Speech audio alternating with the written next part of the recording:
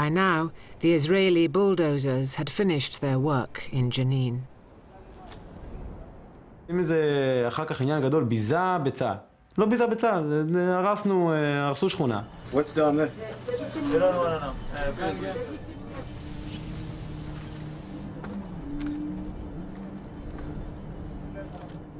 It was unclear how many Palestinians had been killed, but hundreds were missing.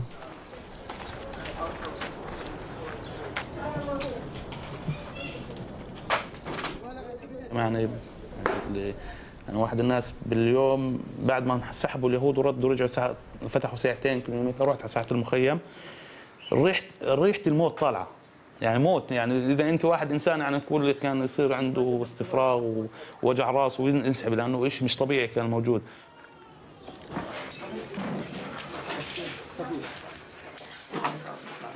تطلع هيك وأنت ماشي تلاقي إيد، تلاقي إجر طالع من التراب، فكانت يعني شيء مش طبيعي.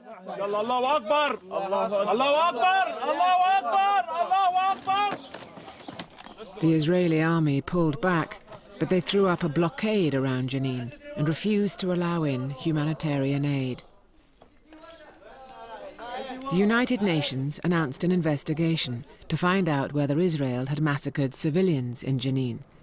The Israeli government were convinced that the allegations would be proved false, so they welcomed the inquiry. But the Israeli army had not been consulted. אני התנגדתי בישיבת הקבינט באופן מאוד מאוד נחרץ, וחשבתי שבעצם שליחת צוות חיצוני יש בה הטלת אשמה על חיילי צה"ל ועל מדינת ישראל. The Deputy Prime Minister argued an investigation would exonerate the army. הבעיה עם ג'נין הייתה שהמראה היה נורא. העובדות היו סבירות, אבל המראות היו בלתי נסבלים. ואני חשבתי שעל ידי חקירה אובייקטיבית אפשר לשים לזה קץ. The army disagreed.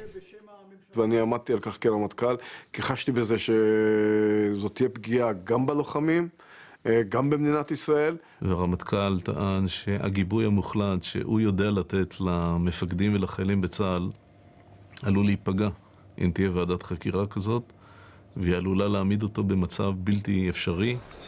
The Chief of Staff seemed determined to resign if the investigation went ahead. The Prime Minister decided that the UN inquiry must be blocked.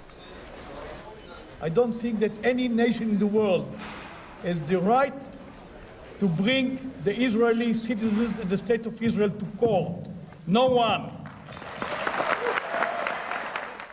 President Bush made it clear where his loyalties lay.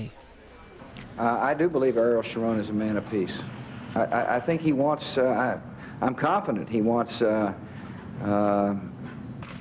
Israel to be able to exist at peace with its neighbors. He's told us that here in the Oval Office. But President Bush had Arab allies too. Ariel Sharon, a man of peace? I don't think even Ariel Sharon believes that.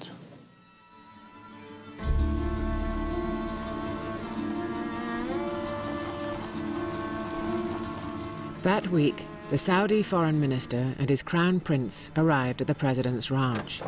They had a mission: to make America force Israel to withdraw from the West Bank. The crown prince was making it clear that his trip was very controversial and that he was being criticized for even coming to the United States at this moment when the Israelis were still on this operation.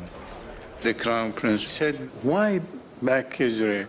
Israel is actually destroying the Palestinian people with indiscriminate action. Nobody tells it, where are you going? What are you doing? Stop, this is illegal. The Crown Prince made it clear to the president that he needed action on the part of the United States. He said, Mr. President, if I don't hear something that I can use, then I might as well leave now. And that kind of put a chill on the dessert service. Everybody in the room knew this was a veiled threat. The Bush administration was making plans for a potential invasion of Iraq, and for that it would need access to air bases on Saudi soil. I said, the president cannot just snap a finger and a sovereign government like Israel responds. This will take some time. The president is engaged, and we'll get this resolved. And you can't simply leave and get on your plane and fly away. The president hesitated. He would lose one key ally, Saudi Arabia, unless he forced another, Israel, to end the siege on Arafat. The Saudi ambassador to the United States and I went outside and had a more intense conversation about this matter. We said that we cannot return to a healthy relationship until the poison that festers in the region is solved, and that is the Palestinian question. Said to him, this is a bit of a jam. You're jamming us on this one. They were, and it did the trick. All right, guys. The president asked his national security advisor to call Israel and press for an end to the siege of Arafat's compound. The Israelis spotted an opportunity. They suggested a deal. They would lift the siege, but only if the Americans stopped the United Nations inquiry into the alleged Jenin massacre. והיה ברור לנו שעל פי סדר העדיפות שלנו, המניעה של ההגעה של ועדת חקירה לכאן יותר חשוב מאשר הרבה מאוד דברים אחרים, כולל המצור על המוקטעה. The United States obliged and used its muscle at the UN to ensure that the inquiry did not take place. The Israeli army was safe from investigation. Although the original fears for the scale of the death toll in Jenin were unfounded, it was later established that more than 50 Palestinians were killed, at least 14 of them civilians. Israel kept its side of the bargain. The tanks soon rolled out of Ramallah. After 34 days, the siege was over. Even Arafat was caught by surprise. You are free to leave.